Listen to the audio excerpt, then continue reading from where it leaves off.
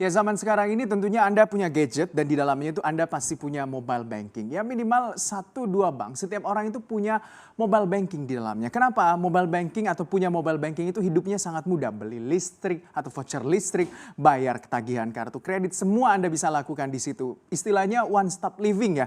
Anda bisa melakukan apa saja di mobile banking Anda. Tapi tentunya belakangan ini ada sesuatu atau kerawanan dari mobile banking itu. Karena mudah disusupi dan juga ada kasus yang baru-baru ini terjadi. Kita ulas sore hari ini, waspada aksi bobol M-Banking. Jadi korbannya adalah Ilham Bintang, seorang wartawan senior yang dimana tentunya kebobolan rekeningnya senilai kurang lebih hampir 300 juta rupiah ya.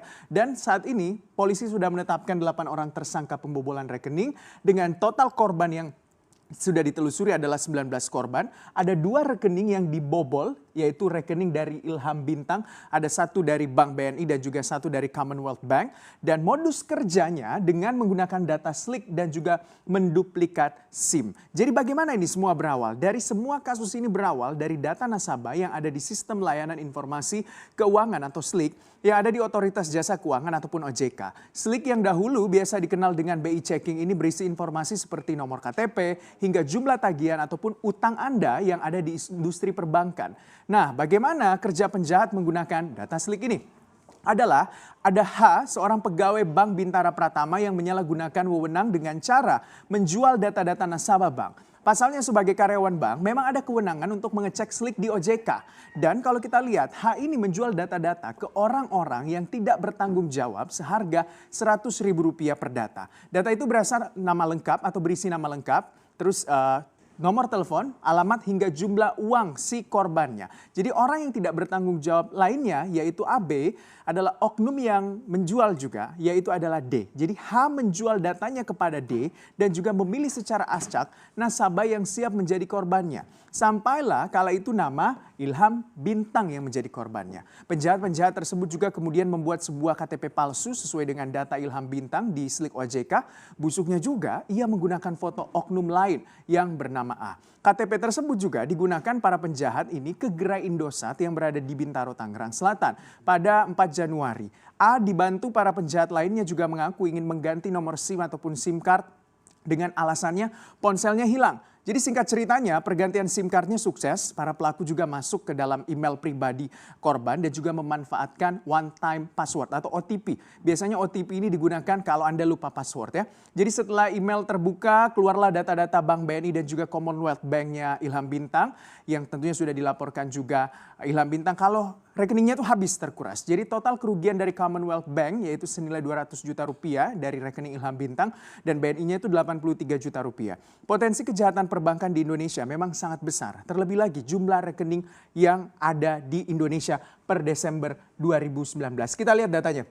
Di 2018 saja jumlah rekening di Indonesia itu ada sekitar 257 juta rekening. Ada 257 juta lebih orang-orang di Indonesia yang punya rekening. Dan di tahun 2019, di Desember 2019 ada 301 juta lebih orang yang memiliki rekening. Jadi bisa dikatakan satu orang di Indonesia memiliki 2 sampai dengan 3 rekening. Karena kan jumlahnya lebih banyak dari jumlah penduduk di Indonesia ya. Jadi rekeningnya banyak, jumlah transaksi di mobile bankingnya juga setiap hari semakin banyak. Karena kita tahu hidup di mobile banking itu sangat-sangat mudah. Kita lihat transaksi mobile bankingnya ini dalam bentuk rupiah. Ada 4 bank besar ya, karena ini adalah pemain-pemain yang bisa dikatakan arus transaksi mobile bankingnya sangat besar. Kita lihat di 2018 untuk Bank BRI ada 317,6 miliar rupiah. Sedangkan di 2019 370,5 miliar rupiah. Memang kalau kita bandingkan dengan 3 bank lainnya BRI agak lebih cenderung lebih sedikit karena kan ya sektornya adalah UMKM yang kita tahu. Dan dia lebih fokus ke beberapa agen-agen seperti misalnya Briling dan kawan-kawannya. Kita lihat lagi Bank Mandiri di 2018 totalnya 149 triliun rupiah. Sedangkan di 2019 ada 245 triliun rupiah. Sedangkan Bank BNI dari laporan keuangannya kalau kita bongkar di 2018 itu ada sekitar 133 triliun rupiah dengan jumlah pengguna mobile bankingnya. Agak lebih transparan ya karena memperlihatkan jumlah penggunanya 2.983 orang menggunakan mobile banking Bank BNI. Sedangkan di tahun 2019 mengalami juga kenaikan 316 triliun rupiah. Di 4.878 user ataupun pengguna. Dan yang tidak main-main adalah Bank BCA. Baru 9 bulan di 2018 saja itu nilai transaksinya sudah 971 triliun. Memang kalau kita bandingkan dengan bank lainnya, Bank BCA jumlahnya lebih besar. Dan kalau di 9 bulan 2019 1.473 triliun.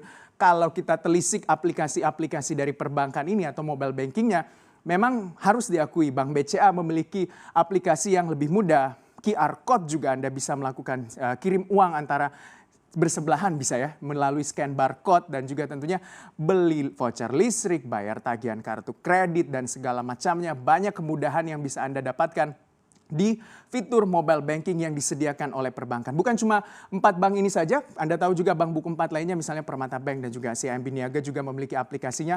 Tinggal Anda pilih mau yang mana tentunya. Tapi mobile banking di satu sisi tentunya perbankan ini kalau kita tahu ada upaya untuk menjangkau seluruh lapisan masyarakat bisa terlayani dengan layanan perbankan melalui mobile banking. Anda tidak perlu repot tentunya membuka rekening. Kalau mau buka rekening nggak perlu ke bank lagi, bisa lewat mobile banking. Bikin tabungan berjangka bisa juga lewat mobile banking, bayar tagihan kartu kredit, mengajukan juga kartu kredit bisa juga mobile banking melakukannya. Itu untuk menjangkau seluruh lapisan masyarakat. Tapi di satu sisi rawan dicuri datanya. Kenapa ini bisa dikatakan rawan dicuri datanya? Yang pertama adalah penyalahgunaan data slick.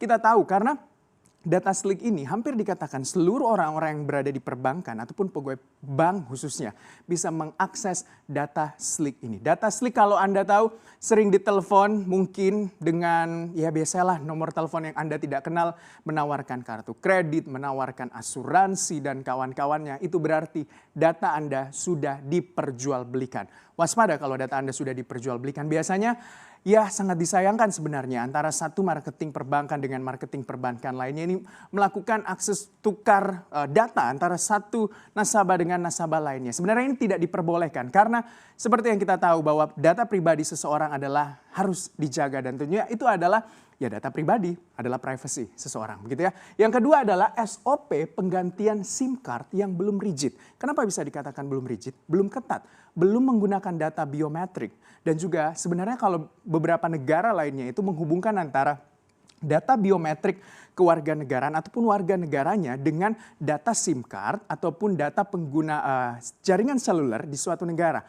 Mungkin ada yang mengusulkan seorang ahli IT mengatakan baiknya di Sdukcapil juga menghubungkan antara data iktp dengan data yang berada di SIM card. Itu untuk apa? Memudahkan tentunya juga pendataan, selain itu juga lebih bisa dikatakan lebih aman begitu untuk penyimpanan data pribadi seseorang. Yang ketiga, kenapa rawan data kita itu rawan dicuri? Nah ini dia, RUU Perlindungan Data Pribadi yang bisa dikatakan masih molor hingga saat ini. Sebenarnya sudah diserahkan ke Komisi 1 DPR, masih akan dibahas oleh DPR dan juga pemerintah. Kata Menkominfo tentunya ini akan kelarnya Oktober, lama banget ya. Bulan Oktober, bulan 10 padahal kasusnya ini sudah banyak sekali terjadi di beberapa tahun terakhir ini. Anda juga mungkin sebagai konsumen Anda harus lebih jeli ketika Anda membuka sebuah aplikasi mobile banking atau apapun itu mengisi data pribadi. Anda harus membaca syarat dan juga ketentuannya sebelum Anda melakukan checklist dan juga menyetujui.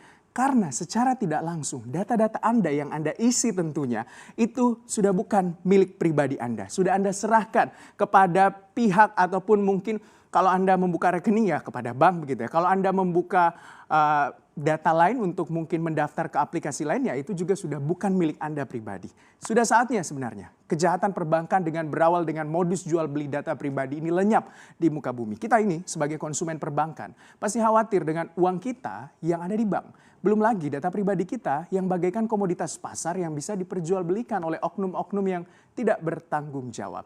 Saatnya pemerintah mempercepat payung hukum untuk bisa melindungi data pribadi warga negara.